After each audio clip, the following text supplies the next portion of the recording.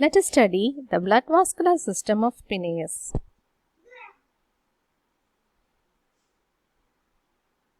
The blood vascular system of prawn is open type or lacunar type. Open type of blood vascular system or circulatory system is that blood flows through open channels and spaces. These open channels are called as sinuses and the spaces are called lacunae. The capillaries and veins are absent in open type of circulatory system. The blood or hemolymph is light blue color fluid which consists of only plasma and colorless amoeboid leukocyte. Leukocyte means WBCs. The hemoglobin and erythrocytes are absent. They contain a copper containing pigment, that is a respiratory pigment called hemocyanin. The heart is a triangular organ. It is lying in a spacious hemocoelic cavity called the pericardial cavity. It's also called the pericardial sinus or dorsal sinus in the posterior part of the cephalothoracic region below the dorsal shield. On the floor of this cavity is a porous membrane called pericardial septum or pericardium. Its openings are valvular. Through them, blood flows to the pericardial sinus from the hemocoelic spaces below. Heart has 5 pairs of ostia or lateral openings. Through these, the blood flow from the pericardial sinus to the heart. So, to sum up, the blood vascular system is open or lacunar type. It flows through open channels called sinuses and spaces called lacunae. The blood is colorless, having a colorless amoeboid leukocytes and plasma. It is light blue in color. It contains a copper containing respiratory pigment called hemocyanin. The heart is enclosed in a spacious. It lies in a hemocoelic cavity. It's called the pericardial cavity. It is a triangular organ that is below the dorsal shield. It is on the floor. There is pericardial septum, pericardium. The valvular openings are valvular. Blood flows from the spaces, these spaces, into the heart. And heart has 5 openings called ostia, through which the blood flows from the pericardial sinus to the heart. Leading from the heart are thin-walled muscular arteries. In the different parts of the body, they undergo repeated branching. Their ultimate branches open into open channels and blood spaces, and that will constitute the hemocoel. Blood from various parts of the body is collected by ventral sinuses. From there, the blood is carried to the gill by efferent branchial channels for oxygenation. Oxygenated blood from the gill is carried to the pericardial sinus by efferent branchial channels. From the pericardial sinus, the blood passes to the heart and completes the circuit. So this is about the heart. It is a triangular organ, lies in a spacious hemocoelic cavity called pericardial cavity. It is having the floor is called pericardium. There are 5 pairs of lateral opening called ostia. The whole blood has many arteries which go branching and open into open spaces called as hemocoel. This is the heart which is lying under the dorsal shield in the cephalothoracic region with many openings. This is the different arteries that are moving out and opening into open spaces. Now this is the heart. Heart opens into arteries. They open into blood sinuses. This opens into lacunae. The lacunae open into ventral sinuses, into the pericardial, it opens into the efferent branchial channels through the gills. It opens into efferent branchial chambers. It opens into the pericardial sinus, and then it moves to the heart itself. So heart arteries, the blood moves into the blood sinus, lacunae, ventral sinus. From the ventral sinus through the efferent branchial channels, it passes to the gills where it is getting oxygenated. From the gills, it passes through the efferent branchial channels and moves into the pericardial sinus, and from the pericardial sinus through the osteatum moves into the heart. This is the circuit of blood circulation or course of blood circulation in prawn. Next is the excretory system of prawn. The excretory system of prawn includes a pair of antennary glands.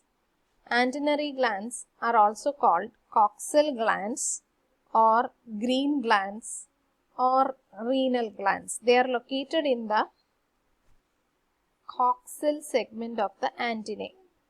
നമ്മൾ cephalic appendage പഠിച്ചപ്പോൾ that is antennae segments പഠിച്ചിട്ടുണ്ടായിരുന്നു. Coxa bases. ആ കോക്സയിൽ ഒരു opening ഉണ്ട് എന്ന് പറഞ്ഞു. For the renal opening ആണെന്ന് പറഞ്ഞിട്ടുണ്ടായിരുന്നു. അതാണ് ഇപ്പോൾ പറഞ്ഞത്. It is situated on the coxal segment of the antennae. Each gland of the penis has 4 parts. It consists of an end sac, a labyrinth, a glandular tube, a bladder. So these are different parts of the prawn excretory system. The end sac is a closed mesodermal sac which encloses the coelomic cavity. It is lined by excretory cells.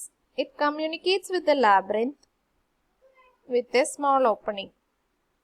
The labyrinth is a glandular or glandular plexus is spongy, glandular mass of highly coiled and branching renal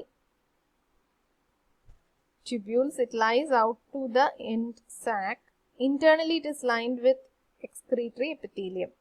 Space between them contain connective tissue and blood lacunae. Basally, all renal tubules open to the end sac by a common aperture. Glandular tube. This is the glandular tube. It is the coiled excretory tube that leads from the labyrinth and opens into the bladder. Bladder. This is the bladder. It's a thin-walled chamber lined with excretory cells. Produced from its inner side is a small excretory duct called renal duct. It opens to the outside by an excretory pore. It's called the renal pore to the that is on the coxal segment of the antenna. So you can understand that this end sac has a small, it is a very small sac which has excretory cells as lining. The labyrinth is a total glandular mass of coiled renal tubules. It is lined by excretory cells and it opens into the glandular tube. And the glandular tube connects the labyrinth and the bladder. The bladder is thin-walled, lined by excretory cells, and produced from its inner side is an excretory duct or renal duct which opens out through a renal pore in the coxal segment of the antenna. This is the green gland of Palaemon, which is a freshwater prawn, leading backward from the bladder. This is the bladder. Leading back from the bladder is the lateral duct. This is the lateral duct. 2 lateral ducts from the right and left open into a median renal sac which lies over the cardiac stomach and gonads. Right and left lateral duct is joined by a transverse duct lying in front of the brain. The green glands have a dual function of both excretion and osmoregulation. So they are involved in two major processes, that is excretion and elimination of nitrogen waste and excess of water and mineral ions. Second is regulation of the ionic composition and volume of blood. That is the main function of the green glands. In prawn, the nitrogenous waste is eliminated as ammonia. Some amount is lost as urea and uric acid is also produced. This elimination occurs through the diffusion through gills. So actually green glands are more of osmoregulatory in function than excretory. By ultrafiltration, water and other products are extracted into the end sac. We will see the figure. So by ultrafiltration, water and other products extracted into the end sac from the surrounding blood of the hemocoel. The primary urine, it will be modified as it moves through the green gland. It is subjected to reabsorption, selective reabsorption in the labyrinth. As a result, useful substances are taken back to the blood. The fluid that is left in the labyrinth is called final fluid.